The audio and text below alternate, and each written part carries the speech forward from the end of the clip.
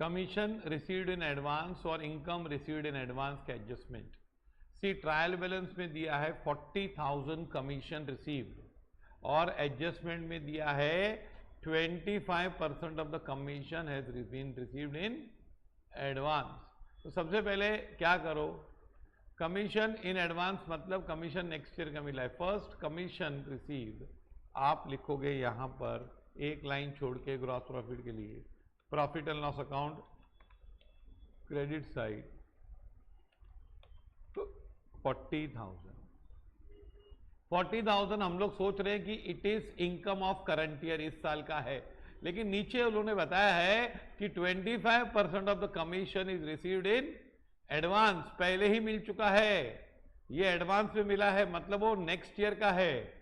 जब आपको पता चला कि 40,000 इनकम है और उसमें से 25% मीन्स 10,000 नेक्स्ट ईयर का है, तो आप क्या करोगे, इनकम को कम करोगे, क्योंकि आपने 40,000 नहीं कमाया है, 10,000 नेक्स्ट ईयर है, नेक्स्ट ईयर का एडवांस में मिला है, अभी तक काम नहीं किया आपने, तो इनकम डिक्रीज होगी और ये आपका लायबिलिटी आएगा। क्या आएगा, लायबिलिटी। लायबिलिटी ये आपको एडवांस दे के बैठे हो आपको या तो काम करके देना पड़ेगा या फिर आपको पैसे लौटाने पड़ेंगे। तो less less less less received in advance 10,000, तो इनकम हो गई 30,000। ये कौन सा रूल से हुआ, इनकम कम हो गई, तो P4,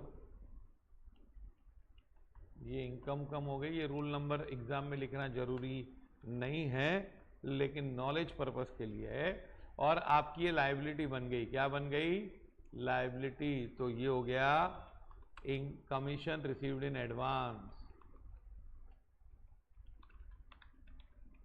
इन